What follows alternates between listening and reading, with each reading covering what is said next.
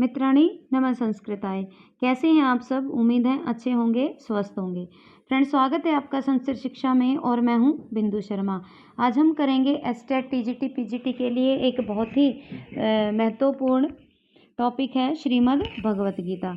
तो आइए शुरू करते हैं अपनी कक्षा। फ्रेंड्स, यदि कक्षा अच्छी लगे तो प्लीज़ लाइक कीजिए, शेयर कीजिए, कमेंट कीजिए और चैनल पर नए हैं तो प्लीज़ चैनल को सब्सक्राइब कीजिए। आइए देखते हैं। महर्षि वेदव्यास द्वारा विरचित महाभारत के भीष्म पर्व में वर्णित श्रीमद् भगवत गीता सर्वाधिक लोकप्रिय भारतीय सनातन धर्म का ग्रंथ रत्न है। विश्व में सर्वाधिक टीकाओं से युक्त होने का गीता को ही गौरव प्राप्त है। गीता में 18 अध्याय हैं और 700 श्लोक हैं। ये प्रश्न कई बार आता है। गीता में वर्णित शंख देख लेते हैं। पंचजन्य ऋषिकेशो देवदत्तम धनंजय पौंड्र ददमो महाशंख भीमकर्मा वृकोदर अनंत विजय राजा कुंती पुत्रो युधिष्ठिर नकुल सहदेवश्च सुघोषमणि पुष्पकौ। आइए, या तो आप ये श्लोक ही याद कर सकते हैं या इनको ऐसे भी याद कर सकते हैं जैसे देवता और उनके शंख।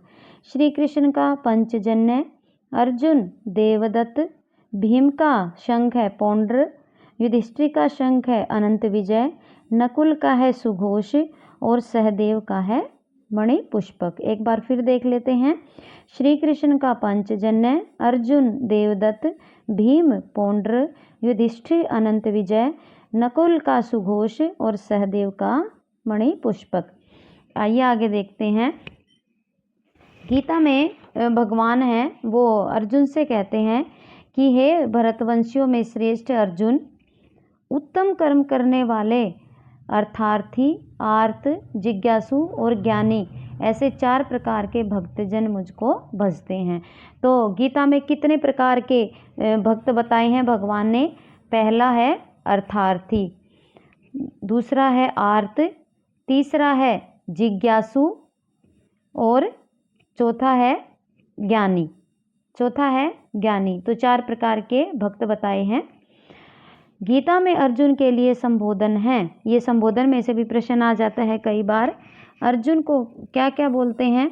अर्जुन, गुडाकेश, पार्थ, परंतप, भारत, कुंतीपुत्र, प्रथापुत्र, धनंजय, महाबाहो, निष्पाप, कुरुश्रेष्ठ, सत्यसाची, किरीटी, पांडव और कुरुनंदन। अब भगवान श्री कृष्ण के लिए क्या क्या संबोधन है? सबसे पहला है ऋषिकेश, कृष्ण, मधुसूदन, जनार्दन, माधव, श्री भगवान, अरिसूदन, गोविंद, आदिदेव, विश्वरूप, कमल नेत्र, महायोगेश्वर, अच्युत, योगेश्वर, केशव, जगत स्वामी, पुरुषोत्तम, अनंत, देवेश, जगन्निवास, सच्चिदानंद घन, सनातन पुरुष, महाबाहो, सहस्त्रबाहो, परमेश्वर, देवदेव, केशी निषूदन और परमेश्वर। ये भगवान कृष्ण के लिए संबोधन है। अब गीता में वर्णित आत्मा की विशेषताएं देख लेते हैं। गीता जी के अनुसार आत्मा अछेद्य है, अक्लेद्य है, अशोष्य है, नित्य है, सर्वव्यापी है, अधाय है, जिसको जला नहीं सकते, अचल है, स्थिर है, सनातन है, अव्यक्त है, अचिंत्य, विकार रहित और अवध्य है। यानी आत्मा को ना ही तो छेद सकते हैं, अधाय है, ना जला सकते हैं, अक्लेद्य ना भेदन कर सकते हैं, अशोष्य ना इसको शोषित कर सकते हैं, ये नित्य है, सर्वव्यापी है, हर जगह रहने वाली है, अचल भी है और स्थिर भी है, सनातन है, हमेशा से रहने वाली है, अव्यक्त है, इसको हम व्यक्त नहीं कर सकते, ये चिंता से रहित है, विकार रहित है और इसका वध नहीं किया जा सकता। गीता में वर्णित प्रमुख योग हैं। 3 प्रकार के योग बताए हैं, कर्म योग, ज्ञान योग और भक्ति योग। कर्म योग कैसा योग है? भगवान कहते हैं, हे अर्जुन, तेरा कर्म करने का अधिकार है उसके फलों में कभी नहीं। इसीलिए तू कर्मों में फल का हेतु मत हो तथा तेरी कर्म न करने में भी आसक्ति ना हो। कर्मण्येवाधिकार रस्ते माँ फलेषु कदाचन माँ कर्म फल हेतुर्भूर्मा ते संगो असत्व कर्मणि। ये सुक्तियों में कई बार आ जाता है। योग मार्ग में स्थित होकर कर्मों को करना चाहिए। योगस्थ कुरु कर्मणि। गीता में समत्व को योग कहा गया है। समत्व योग उच्यते। समत्व का क्या अर्थ है कि सुख दुख में, लाभ हानि में एक समान रहना, ये समत्व योग है। समत्व रूप योग ही कर्मों में कुशलता है, अर्थात कर्म बंधन से छूटने का उपाय है। योग कर्मसु कौशलम। गीता के अनुसार योगियों की निष्ठा कर्म योग से होती है। कर्म योगेन योगिनाम। आगे देखते हैं। जो मनुष्य इंद्रियों को वश में करके अनासक्त हुआ, समस्त इंद्रियों को के द्वारा कर्म योग का आचरण करता है, वही श्रेष्ठ है। कर्मेंद्रिय कर्म योगासक्त स विशिष्यते। गीता में श्री कृष्ण कहते हैं, बताते हैं कि कर्म न करने की अपेक्षा कर्म करना ही अत्यंत श्रेष्ठ है। ये सुक्ति है, बहुत ही इम्पोर्टेंट है। नियतम कुरु कर्म त्वम कर्म ज्यायो हय कर्मण। अब भक्ति योग देख लेते हैं। ईश्वर के प्रति अनन्य भाव से समर्पित होना ही भक्ति योग है। जो भक्तजन परमेश्वर का निरंतर चिंतन करते हैं, उनका योग क्षेम स्वयं भगवान अपने ऊपर ले लेते हैं। अनन्य चिंतयो माँ ये जनाः पर्युरुपासते तेषां नित्याभियुक्तानां योगक्षेम वहाम्यहम्।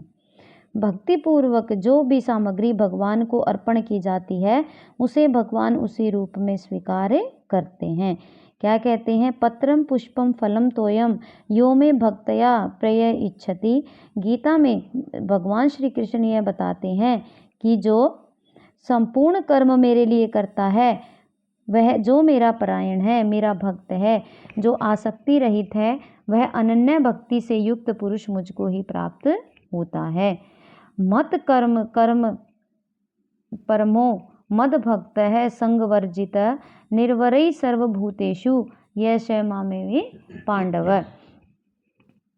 गीता में श्री कृष्ण यह बताते हैं कि जो संपूर्ण कर्तव्य कर्मों को मुझ में त्याग कर एक मुझ सर्वशक्तिमान परमेश्वर की शरण में आ जाता है, उसे मैं संपूर्ण पापों से मुक्त कर देता हूँ।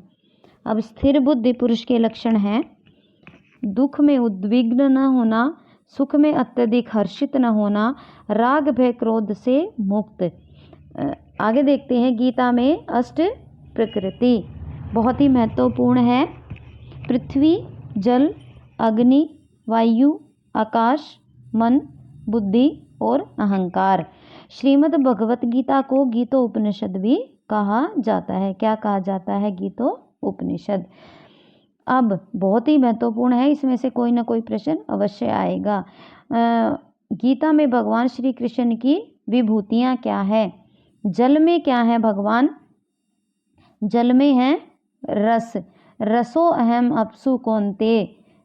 चंद्र सूर्य में है प्रकाश। प्रभा अस्मि शशि सूर्ययो। वेदों में क्या है? ओंकार है। प्रणव सर्वे वेदेषु। आकाश में शब्द हैं, शब्द खे। ये कई बार आया भी है पेपर में, शब्द खे। पुरुषों में पुरुषत्व, पौरुषम नृषु। पृथ्वी में गंध, पुण्यो गंध पृथ्वी व्याम च। अग्नि में तेज, तेजश्च अस्मि विभावसौ। तपस्वियों में तप, तपश्च अस्मि तपस्वीषु। संपूर्ण भूतों में जीवन, जीवनम सर्वभूतेषु। बुद्धिमानों में बुद्धि, बुद्धिर्बुद्धिमता अस्मि। तेजस्वियों में तेज, तेजस तेज स्वी नाम अहम। अदिति पुत्रों में विष्णु, आदित्य नाम अहम विष्णु। ज्योतिषों में किरणों वाला सूर्य, ज्योतिषाम रविर सुमान। नक्षत्रों में अधिपति, चंद्रमा नक्षत्राणाम अहम शशि। वेदों में सामवेद, वेदानाम सामवेदो अस्मि। इंद्रियों में मन, इंद्रियाणाम मनश्चा अस्मि। एकादश रुद्रों में शंकर, रुद्राणाम शंकर च अस्मि। यक्ष और राक्षसों में कुबेर, वितेशो यक्षरसाम। 8 वसुओं में अग्नि, वसूना नाम पवक्षास्मि। पर्वतों में सुमेरु, मेरु शिखरीणाम महम। पुरोहितों में बृहस्पति, पुरोदशाम च मुख्यम मां विद्येशाम। पार्थ बृहस्पति अहम। देवों में क्या है? देवों में इंद्र, देवानाम अस्मि वास्व। सेनापतियों में स्कंद, सेनानानि महम स्कंद। जलाशय में समुद्र, सरसा अस्मि सागर। महर्षियों में भृगु, महर्षि नाम भृगु अहम। शब्दों में अक्षर ओंकार हैं। और पहाड़ों में हिमालय, स्थावराणाम हिमालय। वृक्षों में क्या है? पीपल, वृक्षों में क्या है? पीपल। अश्वत्थ है सर्व वृक्षाणाम। आगे देखते हैं। देवऋषियों में नारद, देवर्षि नाम अहम नारद। सिद्धों में है कपिल, सिद्धा नाम कपिलो मुनि। गंधर्वों में है चित्ररथ, गंधर्वा नाम चित्ररथ। अश्वों में है उच्चई शर्वा, उच्चई शर्वा अस्मान श्वान विद्धि। मामृतो भवेद्वम। हाथियों में है ऐरावत, ऐरावतम गजेंद्र, ऐरावतम गजेंद्राणा शाम। मनुष्यों में राजा, नराणाम च नराधिपम। शस्त्रों में वज्र, आयुधाना महाम वज्रम। गोवों में कामधेनु, धेनुना अस्मि कामधुक। सर्पों में वासुकी, सर्पाणामस्ति वासुकी। संतानोत्पत्ति में कामदेव, प्रजननाश्चस्मि कंदर्प। नागों में शेषनाग, अन्यश्चा अस्मि नागानाम। जलचरों में वरुण, वरुणो यादसामहम। पितरों में क्या है? अर्थमा, पितृणाम अर्थमा च अस्मि। शासन करने वालों में यमराज, यम संयमता अहम। दैत्यों में है प्रहलाद, प्रहलादा अस्मि दैव्यानाम। आगे देखते हैं।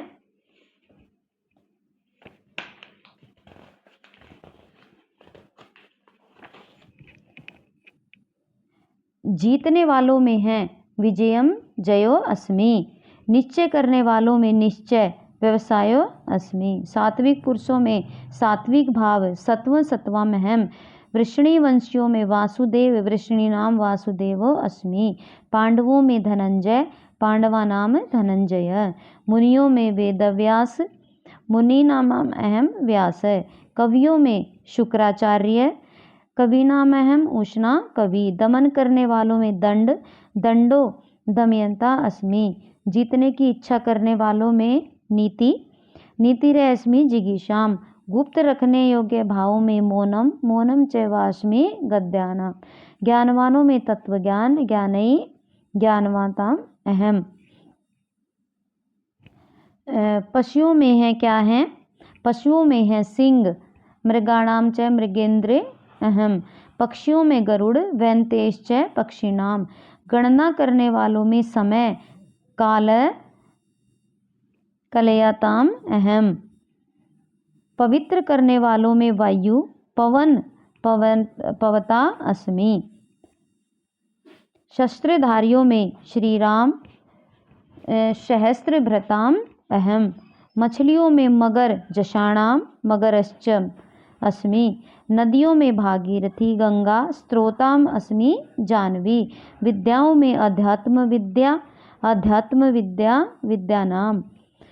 आगे देखते हैं। तर्क में वाद, वाद तर्क में है वाद, वाद प्रवदाताम अहम।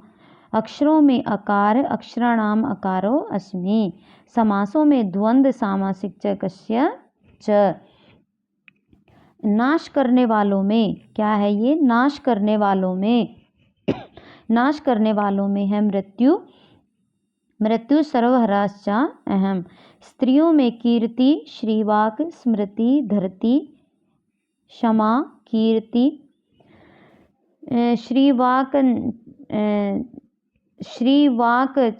नारीणाम स्मृति मेधा धृति क्षमा। आगे श्रुतियों में वृत्साम च सामना। छंदों में गायत्री गायत्री छंदसाम अहम। आगे देखते हैं छंदों में गायत्री गायत्री छंदसाम अहम। महीनों में है मार्गशीर्ष मासा नाम मार्गशीर्षो।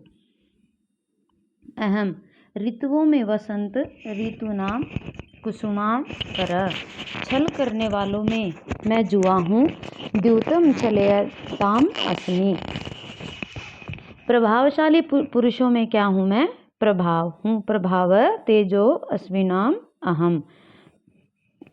आगे देखते हैं गीता में वर्णित दैवीय गुण। गीता में भगवान श्री कृष्ण ये बताते हैं कि दैवीय प्रकृति के आश्रित महात्मा मुझको सब भूतों का कारण जानकर अनन्य मन से निरंतर भजते हैं। महात्मा नास्तु मा पार्थ दैवीम प्रकृतिम आश्रित भजन्तय मनसो जात्वा भूतादिम अव्यम। गीता में श्री कृष्ण दैवी संपत्तियों के स्वरूप का वर्णन करते हुए कहते हैं कि भय का सर्वथा अभाव, अंतकरण की शुद्धता, तत्व ज्ञान के लिए ध्यान में स्थिति, सर्वस्व समर्पण, इंद्रियों का भली प्रकार से दमन, ये सब दैवी गुण हैं। कौन कौन से दैवी गुण हैं? कौन कौन से दैवी गुण हैं? भय, हमें बिल्कुल भय का सर्वथा त्याग कर देना चाहिए। हमारे अंतकरण में शुद्धता होनी चाहिए। तत्व ज्ञान के लिए ध्यान में स्थिति, सर्वस्व समर्पण, इंद्रियों का भली प्रकार से दमन ये सब दैवी गुण हैं। आगे मन वाणी शरीर से किसी को भी कष्ट न देना, यथार्थ और प्रिय भाषण, अहंकार करने वाले पर क्रोध न करना, किसी की भी निंदा न करना और सभी प्राणियों में दया के साथ, ये सब दैवी संपत्तियां हैं। गीता में वर्णित दैवी गुण। अभय, सत्वंशन शुद्धि, ज्ञान योग व स्थिति, दान, इंद्रियों का दमन, गुरुजनों की पूजा, अग्निहोत्र करना, स्वाध्याय करना, अहिंसा, सत्य भाषण, क्रोध न करना, अंतकरण की शुद्धि और निंदा से दूर रहना। आगे बिना कारण दया करना, तेज, क्षमा, धैर्य और बाहर और अंतर्मन की शुद्धि। अब गीता में वर्णित आसुरी संपदाएं भी हैं। आसुरी संपदा क्या क्या होती है? दंभ, दर्प यानी घमंड, अभिमान, क्रोध, कठोरता, अज्ञान, असत्य भाषण, अपवित्रता, भ्रमित चित्त वाला, विषय भोगों में अत्यंत आसक्त, दंभो दर्पो अभिमानश्च क्रोध पारुष्यमेव च अज्ञानम चाभिजातस्य पार्थ संपदम आसुरीम। आसुर स्वभाव वाले मनुष्य प्रवृत्ति और निवृत्ति दोनों को ही नहीं जानते, इसीलिए उनमें तो न तो बाहर भीतर की शुद्धि होती है, न ही श्रेष्ठ आचरण होता है और न ही सत्य भाषण होता है। प्रवृत्ति च निवृत्ति च जना च विदुरा असुरा न शोचम न अपि च आचारो न सत्यम तेषु विद्यते। गीता में भगवान श्री कृष्ण की शक्तियाँ। गीता में भगवान की 5 शक्तियों का वर्णन हुआ है। कितनी शक्तियों का? 5। मूल प्रकृति, दिव्य चिन्मय शक्ति, योग माया शक्ति, दैवी शक्ति और गुणमयी माया। आगे देखते हैं गीता में विश्वरूप दर्शन बहुत ही महत्वपूर्ण है। यहाँ से एकादश अध्याय में अर्जुन के प्रार्थना करने पर भगवान श्री कृष्ण अपना विराट स्वरूप अर्जुन को दिखाते हैं। मया प्रसन्नेन तवाज अर्जुनम दे इंदम रूपम दर्शितम मा आत्मयो तेजोमयम विश्वम न तापम माध्यम यन में त्वद अन्येन न दृष्ट पूर्वम। अब देखते हैं कि ये भी पूछ लिया जाता है कि गीता जी में भगवान द्वारा कहे गए श्लोक कितने हैं। तो कुल श्लोक हैं 700। तो श्री कृष्ण भगवान के द्वारा कहे गए श्लोक हैं 574 और अर्जुन के द्वारा कहे गए श्लोक हैं 84। संजय के द्वारा कहे गए श्लोक हैं 41 और धृतराष्ट्र केवल एक श्लोक कहते हैं, वो भी प्रारंभ में। आगे देखते हैं गीता में प्रयुक्त छंद। गीता में 4 छंदों का प्रयोग हुआ है, अनुष्टुप, बृहति, त्रिष्टुप और जगति। गीता में अनुबंध चतुष्टय महत्वपूर्ण है। यहाँ से कर्मयोग, ज्ञान योग और भक्ति योग विषय हैं। अनुबंध चतुष्टय क्या क्या है? विषय, प्रयोजन, अधिकारी। विषय क्या है? गीता में कर्मयोग, ज्ञान योग और भक्ति योग आदि विषय हैं। प्रयोजन, जीव मात्र का कल्याण चाहने वाले मनुष्य को गीता को पढ़ने का मुख्य प्रयोजन है। अधिकारी कौन होता है? अपना कल्याण चाहने वाले मनुष्य गीता को पढ़ने के अधिकारी हैं, चाहे वो किसी भी देश में रहते हैं, किसी वेश को धारण करने वाला है, किसी भी अवस्था वाला है। इस दिव्य वेद स्वरूप गीता को पढ़ने का और मुक्ति पाने का अधिकारी है। संबंध क्या होता है? अब गीता में अनुबंध चतुष्टय कौन कौन से हैं? पहला है विषय, दूसरा है प्रयोजन, तीसरा है अधिकारी। विषय, प्रयोजन, अधिकारी और चौथा है संबंध। चौथा क्या है? संबंध। तो किसी को वेश को धारण करने वाला, किसी भी अवस्था वाला इस दिव्य वेद स्वरूप गीता को पढ़ने का और मुक्ति पाने का अधिकारी है। नेक्स्ट है संबंध। गीता के विषय और गीता के परस्पर प्रतिपादक का संबंध है। जीव का कल्याण किस प्रकार हो, यह प्रतिपाद्य विषय है और कल्याण की युक्तियां बताने वाली होने से गीता स्वयं प्रतिपादक है। अब गीता की महत्वपूर्ण सूक्तियां देख लेते हैं, इसमें से कोई ना कोई पेपर में जरूर मिलेगी। श्रीमद् भगवत गीता की प्रमुख सूक्तियां हैं। कैलव्यम मासम गमा, नपुंसकता को प्राप्त मत हो। भगवान अर्जुन को क्या कहते हैं? कैलव्यम मासम गमा। दूसरी है शिष्यस्ते अहम शाधि मात्वाम प्रपन्नम, मैं आपका शिष्य हूँ, इसलिए आपकी शरण आए हुए मुझको शिक्षा दीजिए। कौन कहते हैं? अर्जुन कहते हैं।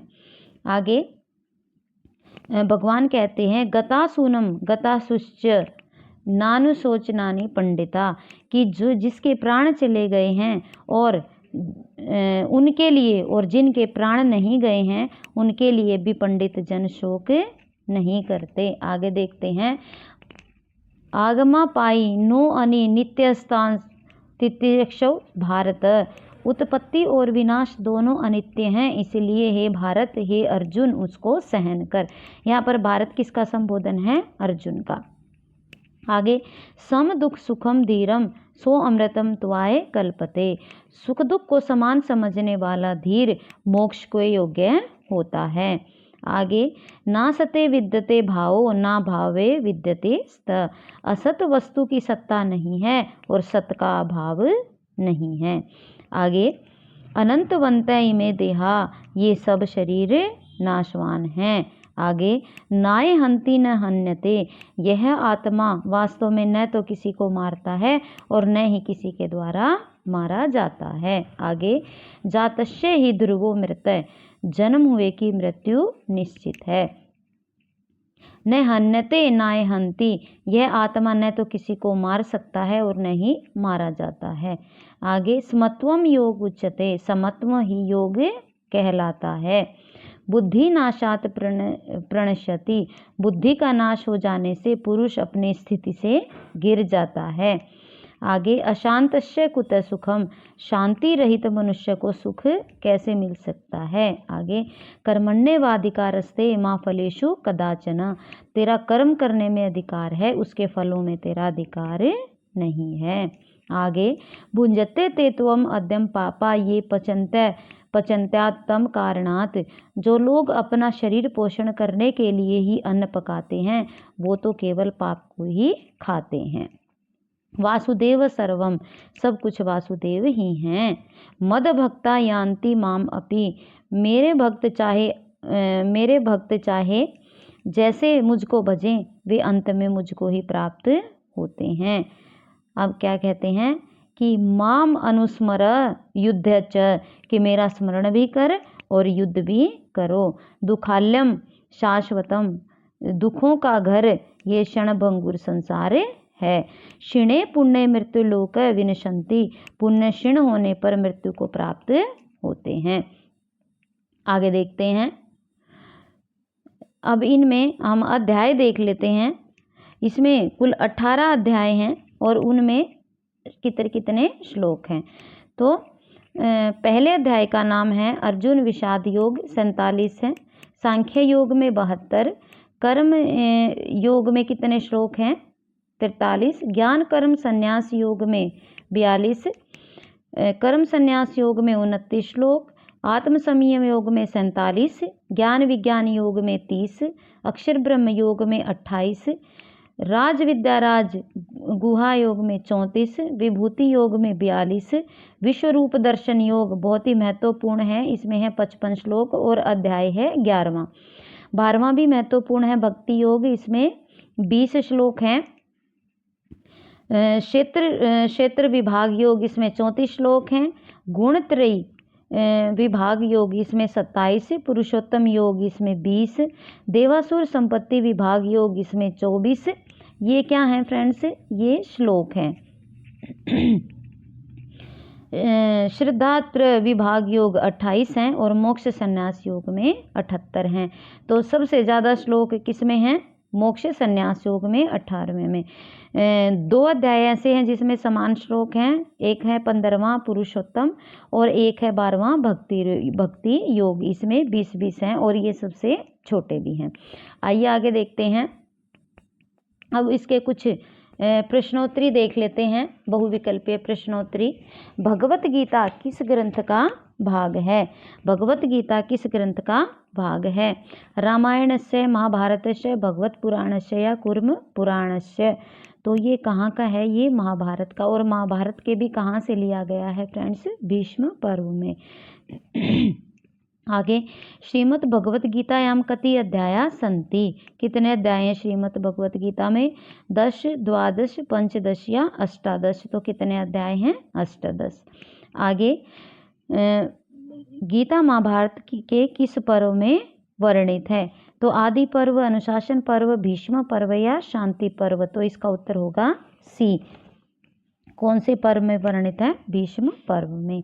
नेक्स्ट है, श्रीमद् भागवत से पद रत्नावली टीका केन प्रणीता, वीरराघवाचार्येण, वल्लभाचार्येण, शुकदेवाचार्येण या विजय ध्वेन।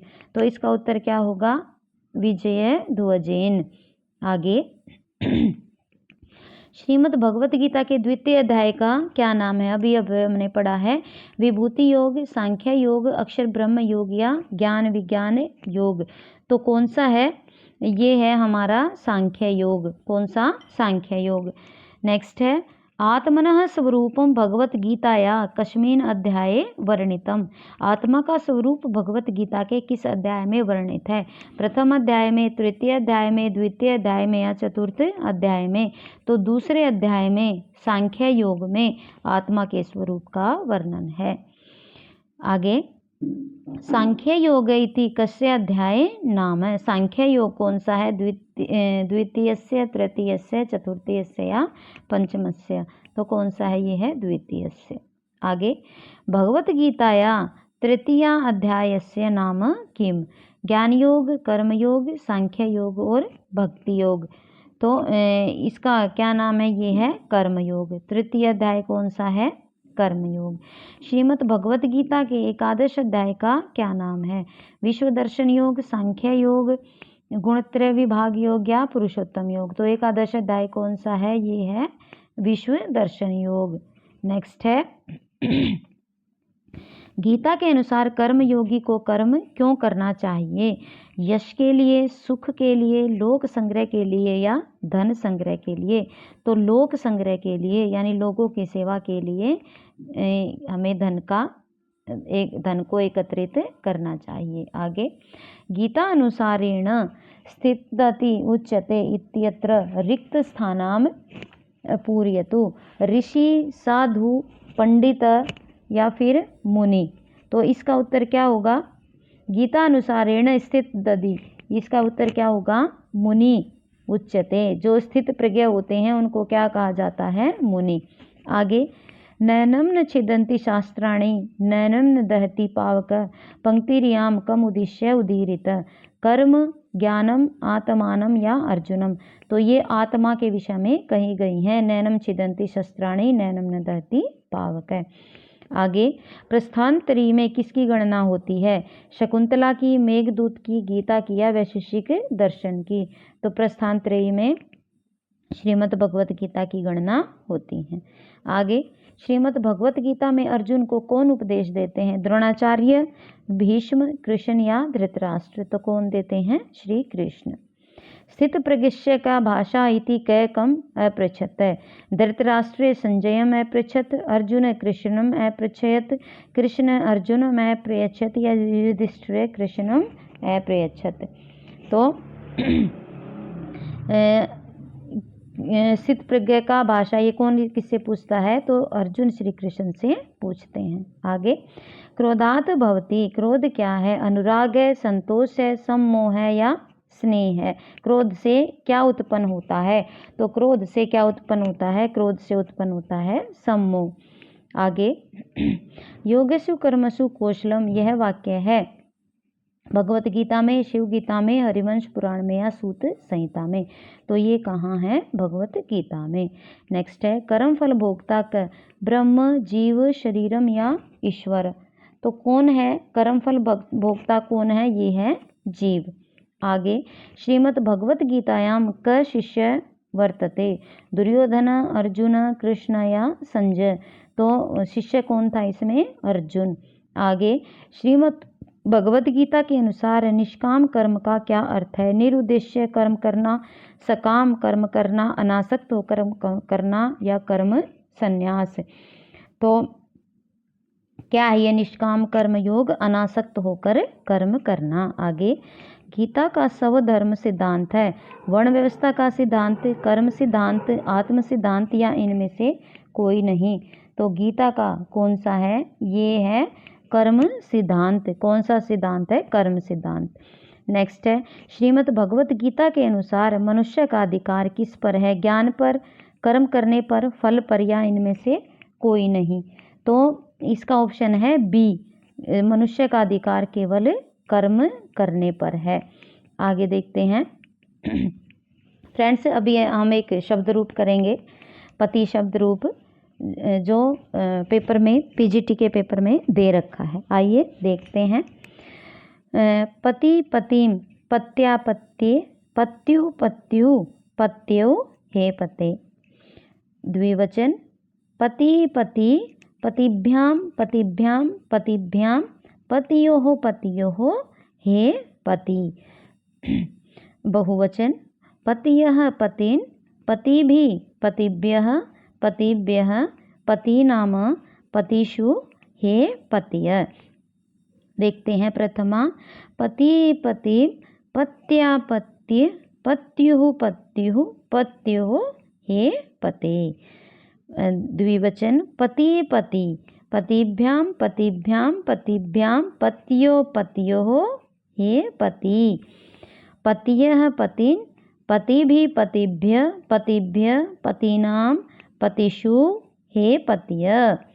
फिर देखते लेते हैं एक बार, पति पति, पत्या पतिये, पत्युः पत्युः, पत्यो हे पते। पति पति, पतिभ्याम पतिभ्याम पतिभ्यां, पत्यो पत्योः हे पति। पतियः पतिन्, पतिभिः पतिभ्य पतिभ्य, पतीनां पतिषु। बहुवचन फिर देख लेते हैं एक बार, पतियः पतिन्, पतिभिः पतिभ्य पतिभ्य, पतीनां पतिषु हे पतिय। द्विवचन, पति पति, पतिभ्य पतिभ्यां पतिभ्यां, पतियोः पतियोः हे पति। पतिः पतिं, पत्या पत्ये, पत्युः पत्यु, पत्यो हे पते। गायन से भी हम देख सकते हैं इसको। पति पतिम, प्रथमा द्वितीया, पत्या पत्ते, तृतीया चतुर्थी, पत्युः पत्युः, पंचमी षष्ठी, पत्यो सप्तमी और हे पते संबोधन। पति पति, पतिभ्यां पतिभ्यां, पतिभ्यां पत्यो, पत्यो हे पति। पत्य पतीन, पतिभि पतिभ्य, पतिभ्य पति नाम, यहाँ पति नाम नहीं आएगा, पति नाम आएगा, पति नाम और पतिषु। देखिए जो द्वितीया है इसमें मात्राएं अलग हैं। द्वितीया में तृतीया में, चतुर्थी में, पंचमी। पति है पतेन, पति भी पतिभ्य, पतिभ्य पति नाम, पतिषु, पतिषु। तो फ्रेंड्स ये थी अपनी आज की कक्षा। यदि आपको कक्षा अच्छी लगी हो तो प्लीज़ लाइक कीजिए, शेयर कीजिए, कमेंट कीजिए और चैनल पर नए हैं तो प्लीज़ चैनल को सब्सक्राइब कीजिए। गीता जी के बहुविकल्पीय प्रश्न एक कक्षा में हम और करेंगे, तो बने रहिए फ्रेंड्स। कक्षा को ज़्यादा से ज़्यादा शेयर कीजिए ताकि ये निःशुल्क कक्षाएँ हैं फ्रेंड्स, ताकि और छात्रों को भी इसका लाभ प्राप्त हो सके। तो संस्कृत के प्रचार प्रसार के लिए सहायता कीजिए फ्रेंड्स। आज के लिए बस इतना ही, मिलते हैं कल एक नई कक्षा के साथ। तो स्वस्थ रहिए, मस्त रहिए। नमो नमः।